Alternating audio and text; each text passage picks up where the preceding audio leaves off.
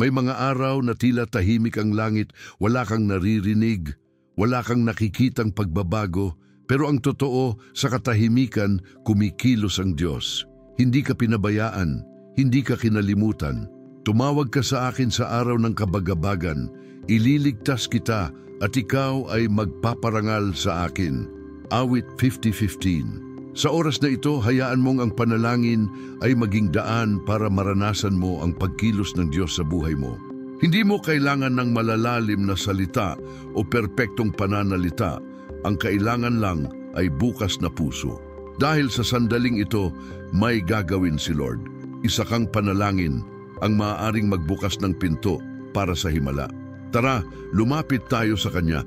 Mahal kong kapatid, ngayong umaga, hayaan mong ang puso mo ay mapuno ng kapayapaan. Walang ibang dahilan ng paglapit mo dito, kundi ang kagustuhan ng Diyos na kausapin ka. Oo, ikaw. Hindi aksidente na narito ka. Gusto ng Panginoon na marinig mo ito. May sagot siya sa panalangin mo. Kahit tahimik ang paligid, may tinig siyang malumanay, ngunit makapangyarihan, tinig na nagpapalakas, nagpapagaling, at nagbibigay ng direksyon. Ang Diyos ay hindi Diyos ng kalituhan. Siya ay Diyos ng kaayusan, pag-ibig at plano. Sapagkat nalalaman ko ang aking mga pag-iisip na iniisip ko sa inyo, sabi ng Panginoon, mga pag-iisip na ukol sa kapayapaan at hindi sa kasamaan upang bigyan kayo ng pag-asa at magandang kinabukasan. Jeremias 29:11. Ngayong araw na ito, hinihintay ka niya. Bukas ang langit, handa na ang presensya niya na dumaloy sa puso mo. Damhin mo muna ang katahimikan dahil sa susunod na sandali, may mangyayaring hindi mo inaasahan. Isulat sa mga komento, Panginoon, gusto kitang marinig ngayon.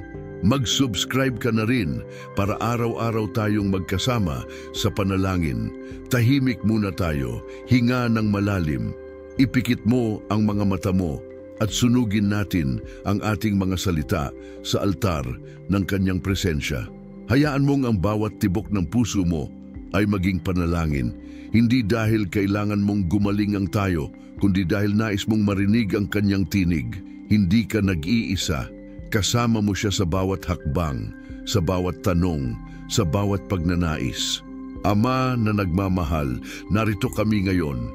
Dalangin sa aming mga labi at lungkot sa aming puso. Hindi namin inaakyat ang perpektong panalangin, kundi ang panalangin ng taong humihingi.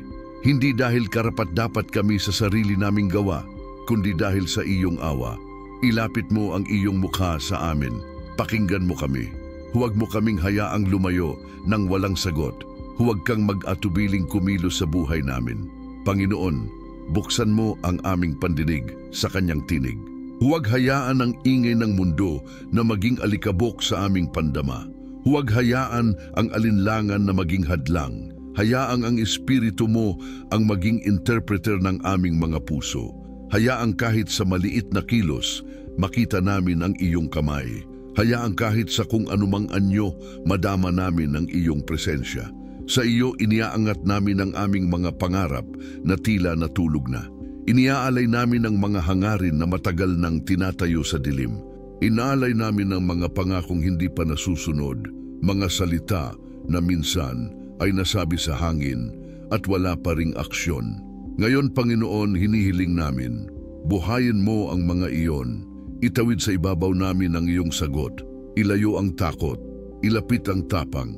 Bigyan kami ng lakas na humakbang kahit walang katiyakan, dahil alam naming kasamang Diyos ang pumapasan. Narito rin ang aming mga sugat, mga usapang hindi natuloy, mga alaala na pumipigil, mga pasakit na hindi namin kayang ipaliwanag. Ngunit hindi kami dumarating dito na walang pananampalataya. Dumarating kami na may sanay muling mabigyan mo kami ng lakas. Hinihiling naming ikaw ang pumawi, ikaw ang magpatawad, ikaw ang magpagaling. Isaksak mo ang iyong mga kamay sa aming kalooban, sa aming isipan, sa aming kaluluwa. Punuin ang bakanteng bahagi ng aming damdamin ng kapayapaan mo. Panginoon, ipanalangin din namin ang direksyon sa tahanan, sa pamilya, sa mga desisyon na dapat naming harapin. Kung may landas na natakpan, ilawan mo. Kung may pintong nakasarado, buksan mo. Kung may tinig na nakalimutan namin, isigaw mo sa amin muli. Kung may pangako mong hindi pa natutupad, ipaalam mo sa amin sa pamamagitan ng kilos mo at hindi lamang salita. Sapagkat ang mga salita ay matamis, ngunit ang kilos mo ang tunay na nagpapatunay. Hinihiling namin ang katibayan ng iyong pangakong, ang hindi kita pababayaan at hindi kita iiwan. Hinihiling namin ang sagot na magpapatibay sa aming pananampalataya. Hinihiling namin na sa bawat araw, maramdaman namin na hindi ka lang Diyos sa itaas, kundi Diyos na kasama, Diyos ng kamay na nakahahawak. Hinihiling namin na ikaw na ang kumilos sa aming mga pangangailangan bago pa man namin maintindihan kung paano mo gagawin. Panginoon, sa pagkakataong ito, humihinto kami sa salita upang maramdaman ang iyong presensya. Huwag ka nang magpabaling pa ng tingin sa amin. Huwag mong pabayaan ang sandaling ito na lumipas ng walang sagot. Nais naming marinig ang bulong mo na darama sa gitna ng katahimikan. Nais naming may mangyari sa espiritu namin, isang pumutok na pagbabago, isang pag-akyat mula sa karaniwang estado patungo sa mas matibay na pananampalataya. Kapag sinabi mong ngayon, hindi lang yon oras sa orasan, oras yon ng bagong simula, oras yon ng pag-asa na hindi inaasahan, oras iyon na magiging tanda sa iyong buhay. Dito nagsimula ang pagbabagong di ko suon na inaasahan at sa pagpapatuloy ng panalangin na ito, huwag kang aalis, huwag mong hayaang ang alinlangan ang maghari. Patuloy kang mananalig, patuloy kang maghintay, patuloy kang buksan ang iyong puso. Hanggang dito marasisip mo ang presensya, ngunit ang susunod na sandali ay hindi lamang pandinig. Ito ay pasimula ng isang himalang magaganap sa buhay mo. Huwag kang titigil, huwag kang papalayuin. Huwag mong iurong ang laman ng iyong panalangin. Ang himala ay malapit na, abangan mo. Isulat sa mga komento, naririnig ko ang kanyang tinig ngayon. Ipaalam mo sa kapwa mong mananampalataya na kasama ka sa panalangin na ito.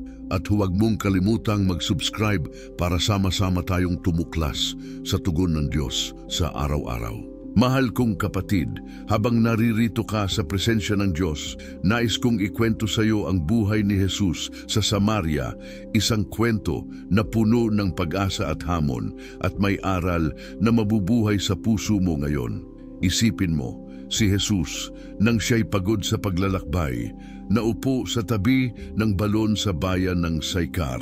Umagahan at dumating ang isang babae mula sa bayan para magkuha ng tubig. Hindi basta babae lang iyon, may taglay siyang sugat, may bigat sa puso, may pangungulila. Ngunit sinambit ni Jesus ang isang pangako, kung inyo akong iinom, hindi na kayo mauuhaw kailanman. Juan 4:14. Hindi dahil sa pananampalataya niya noon, kundi dahil sa presensya ni Jesus.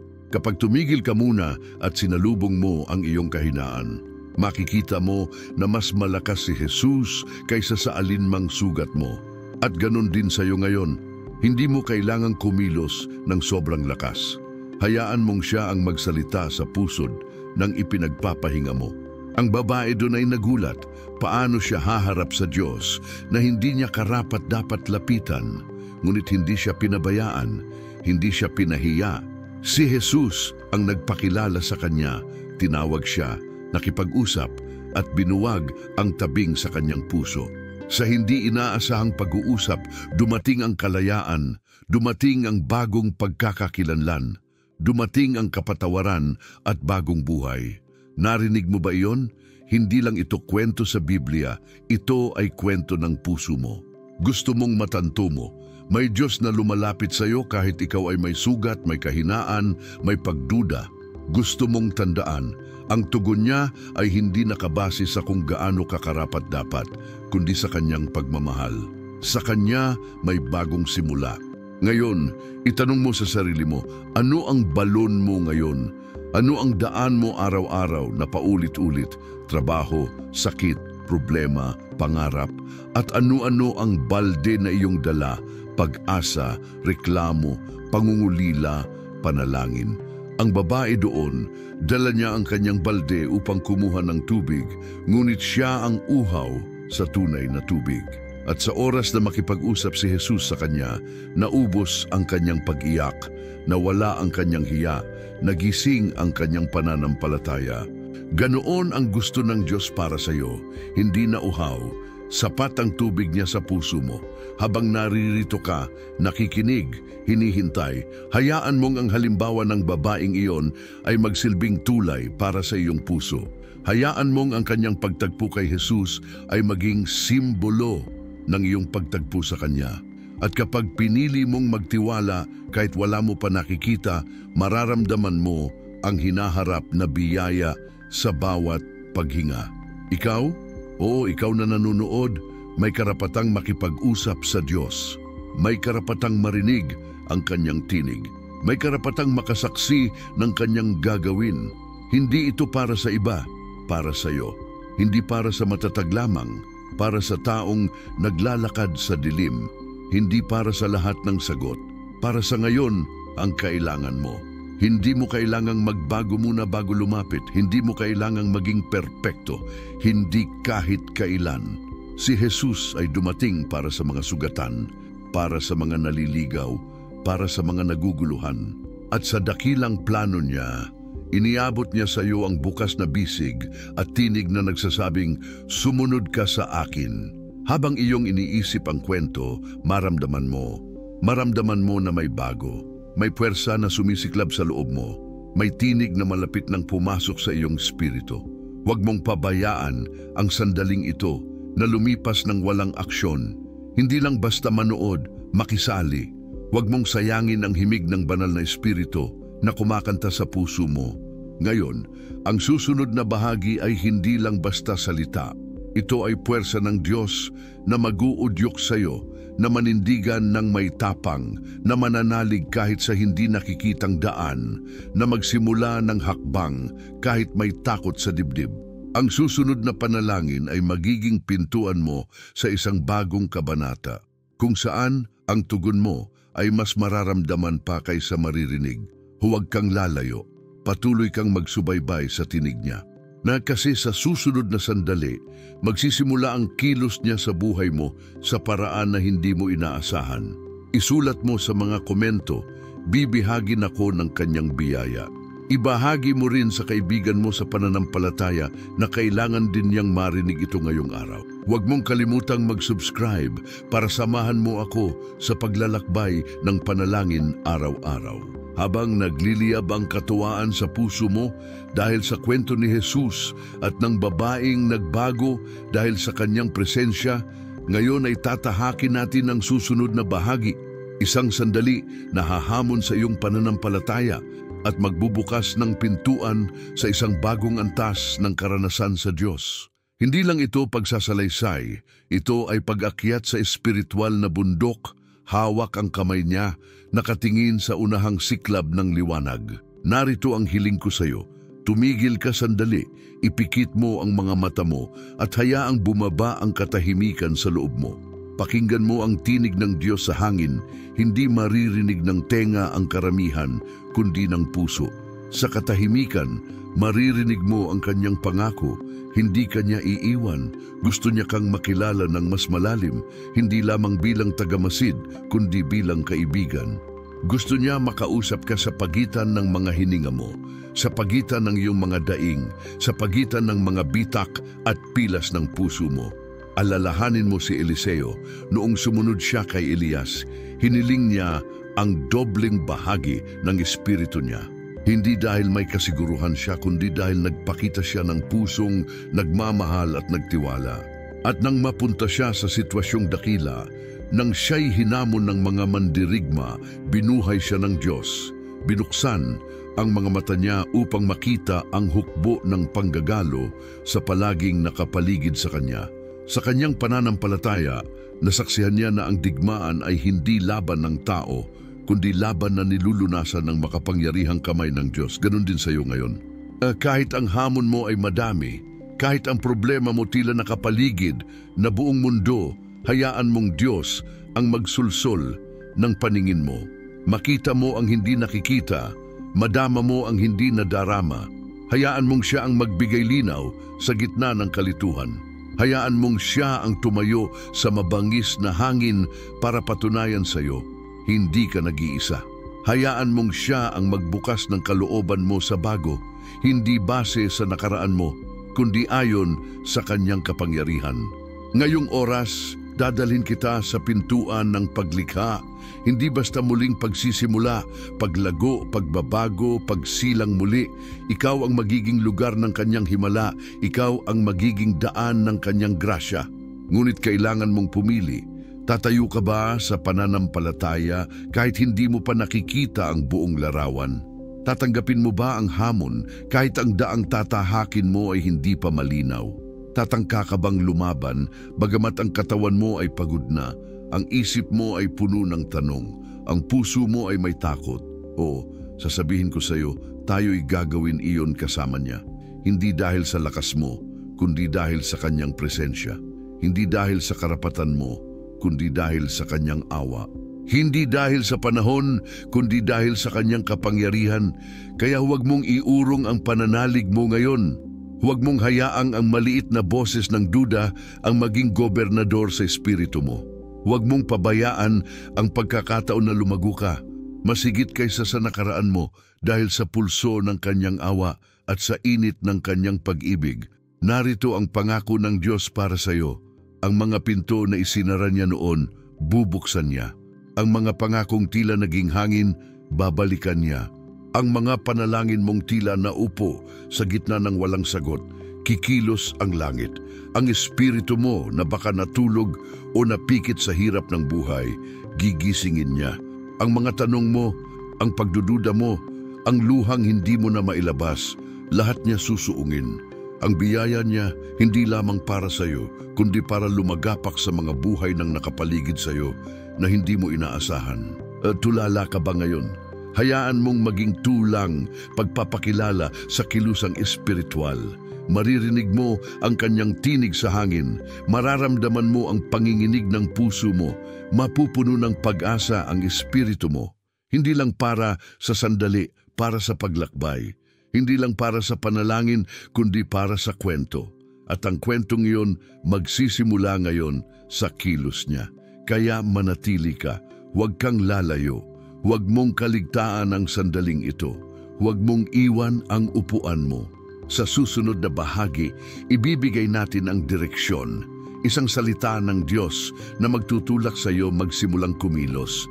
Isang mensaheng maghahayag sa plano niya sa buhay mo nang malayo pa. At iyon ang makakapagbigay sagot sa mga haka-haka sa puso mo. Huwag kang titigil, hindi ka pa dulo ng kwento mo. Patuloy kang manunood, patuloy kang magbukas ng puso, patuloy kang magtiwala sa kanyang kilos. Isulat mo sa mga komento, gagabayan mo ako, Panginoon. Sabihin mo sa iba, sama ka, makakarinig ka rin. Huwag mong kalimutang mag-subscribe para samahan mo ako sa susunod na hakbang ng panalangin dahil ang gagawin sa iyo ay magsisimula sa sandaling ito. Habang patuloy kang nakikinig, nais kong dalhin ka sa isang antas ng pananampalataya na hindi lang basta nagtitiis, kundi nagwawagi sa gitna ng kawalan. Hindi ito kwento ng mga malalakas lang. Ito ay tungkol sa iyo at sa Diyos mo. Magkasama, nagiging instrumento niya sa sariling himala. Marahil maraming tanong ang bumabalot sa utak mo, maraming pangarap na nananabik mabuhay. Pero ngayon, dadalhin kita sa lugar na mas malalim pa sa mga salita, sa isang desisyon ng puso na kikilos kahit wala pang buong klaridad. Hindi mo kailangang makabuo ng lahat. Hindi mo kailangang magawa ang plano sa sarili mong lakas. Hindi mo kailangang matupad ang pangarap ng mag-isa. Ang kailangan mo lang, maniwala, magsikap sumunod, magbigay puwang sa Diyos para siya ang magtrabaho. Maraming tao ang tumitigil sa pagitan ng panalangin at kilos dahil naroon ang takot sa hindi pa nakikita. Ngunit alam mo, Ang Diyos ay naghahanap ng mga pusong magtitibay sa Kanya kahit sa gitna ng hinihintay. Isipin mo si Nehemias. Siya'y may misyon na muling buuin ang pader ng Jerusalem, ngunit walang pader, walang makinarya, walang tao sa una. Pero nag-umpisa siya sa isang panalangin sa kasinimula ng unang bato kahit baog ang sitwasyon. Hindi perpekto ang simula, ngunit ginawa niya. Hindi nang dahil may katiyakan agad, kundi dahil may pananalig na ang Diyos ang magtatapos. Katulad mo ngayon, God wants you to start. Kahit maliit, kahit may takot, kahit may kakulangan. Kapag tumayo ka sa pananampalataya, siya ang magpupuno ng kakulangan. Habang nakikinig ka, tanungin mo ang iyong sarili, ano ang pader mo ngayon na gusto mong ibalik? Ano ang haligi na gusto mong itayo? Baka ito ang pamilya, pagkakataon sa trabaho, paggaling sa emosyon, direksyon sa ministeryo mo. Baka ang pader mo ay hangganan sa loob mo, takot, duda, pagkalugi, sugat. Ngunit ang Diyos sa Kanyang kahabagan gustong gamitin ang imong hina bilang daan ng Kanyang kapangyarihan. Gustong gawing istasyon ka ng Kanyang himala, hindi basta sa panaginip mo, kundi sa tunay na karanasan mo. Ngayon, dalhin mo ang kamay mo sa puso mo. Hayaang titigan mo ang iyong pangarap, hindi bilang imposibilidad, kundi bilang posibilidad na handang buhayin ng Diyos. Huwag mo pigilan ang damdamin mo. Huwag mo ipikit ang mata mo sa posibilidad. Huwag kang lumayo sa pagkakataon para magsimula muli. Dahil hindi pa huli ang lahat para sumigla ang pag-asa mo. Hindi pa huli para ang bituin ng plano niya sa buhay mo ay magsindi. Hindi pa huli para marinig mo ang sagot mo sa hangin. Sa proseso ng panalangin mo, buksan mo ang puso mo sa direksyon niya kahit paunti-unti lang. Huwag mo ikahiya ang hakbang mo sa maliit. Ang maliit na hakbang ay daan sa dakilang pag-akyat. Huwag mong pigilan ang boses ng Espiritu na humikayat sa iyo. Tumayo ka, lumapit ka, magtiwala ka, kahit di pa buo ang tanawin. Huwag mong hayaang ang pag-aalinlangan ang maging rehas sa pintuan ng tugon mo sa Diyos. Narito rin ang pagsubok sa pananampalataya mo. Kapag ang sagot ay mabagal, huwag kang susuko. Kapag tila walang kilusan, huwag ka aalis. Kapag walang nakikitang senyas, huwag mong isipin na wala na. Sapagkat minsan, ang gawing hindi nakikita ang unang galaw ng Diyos. Minsan, ang bulong niya ay dumating sa katahimikan bago ilahad ang himala. Minsan, siya ang gumagalaw sa paligid mo bago mo makita ang pagsilip niya. Huwag mong hayaang ang kawalan ng sigla ang magpatigil sa iyo. Habang kausap kita ngayon, nais kong ipaalam sa iyo, may isang pahayag ang Diyos para sa buhay mo. Hindi basta pangakong nagdaan, ito ay deklarasyong espiritual. Hindi kita pababayaan. Ako ang Diyos ng muling pagsimula. Ang aking layunin para sa iyo ay higit pa sa iyong inaasahan. At gusto kong maniwala ka rito, sa gitna ng kawalan mo ng sagot, maaaring siya ang lihim ng kumikilos. Sa gitna ng kakulangan mo, maaaring siya ang lihim ng nagpupuno. Sa gitna ng dilim mo, maaaring siya ang lihim ng nagbibigay liwanag. Dahil dito, hinihikayat kita ngayon. Huwag kang titigil sa panalangin mo. Huwag kang tatalikod sa pangako mo sa Diyos. Huwag mong sasayangin ang pagkakataon ng muling pagkabuhay ng pag-asa sa puso mo. Panatilihin mo ang anumang binhi ng pagtitiwala mo. Huwag mo hayaang mapawi dahil sa kakulangan, takot o panghihina. Pagkatiwalaan mo ang proseso niya kahit hindi pa mo nakikita ang bunga. At tandaan, hindi ka lumalakad mag-isa, kasama mo siya. Hindi lamang sa panaginip mo, kundi sa bawat araw, sa bawat sandali, at sa susunod na bahagi ng panalangin na ito, maghahayag siya sa iyo ng direksyon na gagabay sa hakbang mo paakyat. Maglalaan siya ng liwanag sa madilim na bahagi mo. Maglalabas siya ng sagot sa mga katanungan mo. Huwag kang lalayo dahil magsisimula na ang kilos niya sa pisikal, sa emosyonal, sa espiritual mong bahagi. Sa pagtatapos ng parte na ito, nakatanaw ka sa pinto ng sagot. Nandito ka na sa bingit ng pagbabago. Huwag kang lalayo. Manatili sa harapan niya, pakinggan mo ang hininga ng presensya niya, huwag mong iurong ang puso mo. Dahil sa susunod na sandali, sisimulan niya ang pagpapahayag sa buhay mo, hindi lang pangakong maririnig, kundi mahiwagang sagot na mararamdaman mo sa laman at kaluluwa. Isulat mo sa mga komento, tiwala ako sa kanyang plano. Sabihin mo sa kapwa mananampalataya, sumama ka't makikita mo rin. Huwag mong kalimutang mag-subscribe dahil sa susunod na hakbang, sasapit ang kilos niya sa iyong buhay na magbabago ng iisip mo at puso mo magpakailanman. Hindi ka basta inilaan dito para manood lamang, inilaan ka niya para maranasan. Ang panalangin natin ay hindi simpleng kahilingan, kundi isang daan tungo sa pagsagot ng Diyos sa buhay mo. Ngayon, kanyang hahamon kitang manindigan na ang bawat salita ng panalangin mo ngayon ay maging tulay sa bagong kabanata ng biyaya mo. Kung ngayon ay nakaramdam ka ng kakabahan, hayaan mong iyon ang maging senyales ng presensya niya. Kung ngayon ay nag-aalimpuyo ang damdamin mo, hayaan mong iyon ang paunang apoy ng pagbabago. Dahil ang Diyos ay gustong gumising sa puso mo, hindi sa pamamagitan ng gulat, kundi sa pamamagitan ng pag-ibig, sa pamamagitan ng kapanatagan, sa pamamagitan ng hininga ng kanyang espiritu. Hindi mo kailangang tapusin ang video na ito na sabihing wala pa ring nangyari. Hindi. Sa parteng ito magsisimula ang kabaliktaran. Magsisimula ang kilos ng Diyos na hindi mo inaasahan. Magsisimula ang pagkilos na lalampas sa iyong pangarap. Magsisimula ang pagbubukas ng pinto na matagal nang nakasara. Magsisimula ang tunog ng sagot sa katahimikan ng iyong pananabik. Habang ikaw ay nakatitig sa screen, huwag kang lumayo. Huwag mong patulan ang daing ng duda na wala namang pagbabago. Dahil may lihim ang Diyos. Lihim na gagawin sa likod ng iyong paghihintay, lihim na haharapin ang iyong pangungulila, lihim na ibubuhos ang sagot sa oras na hindi mo inaasahan. At sa sandaling yon darating, hindi mo na itatanggi, siya nga ang gumalaw.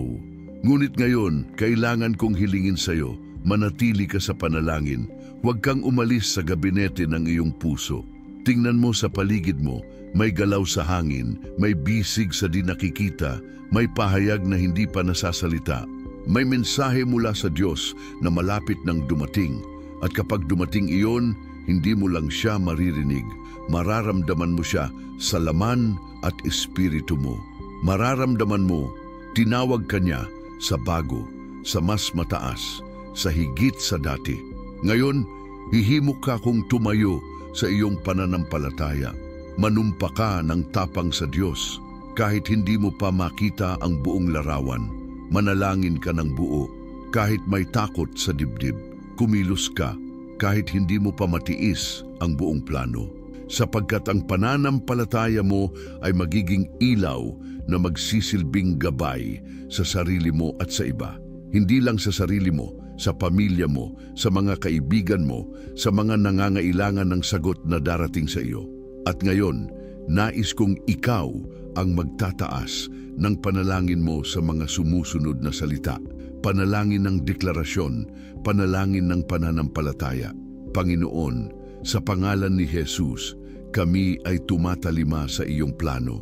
Idedeklara namin na ang sagot mo ay papasok sa buhay namin ngayon. Sisiguraduhin namin na ang mga pangakong binanggit mo sa banal mong salita ay mapapansin namin sa lupaing ito. Magsisimula kami sa aksyon, sa maliit man o malaki, dahil alam naming kaakibat ka namin. Hahayaan namin ang Espiritu mo ang maghari sa amin, ang magpuno sa kakulangan namin, ang magsabi sa amin ng daan sa dilim. At ngayong sandali, hinihiling ko sa iyo na isulat sa comment section, ako'y handa sa sagot mo, Panginoon. Sabihin ito para marinig mo ang boses mo, para marinig ng Diyos ang katapatan mo. I-click mo rin ang video na lalabas sa screen ngayon dahil doon mo makikita ang paggalaw niya pagkatapos ng panalangin na ito. At huwag ka ring mag-unsubscribe. Reverberate mo ang sail ng biyaya sa buhay mo sa pamamagitan ng pag-isang loob. Sa akin sa panalangin, araw-araw. Manatili ka, kaibigan. Huwag kang bumitaw sa panalangin na ito, sapagkat ang himala mo ay hindi nagtatapos dito, ito'y nag-uumpisa.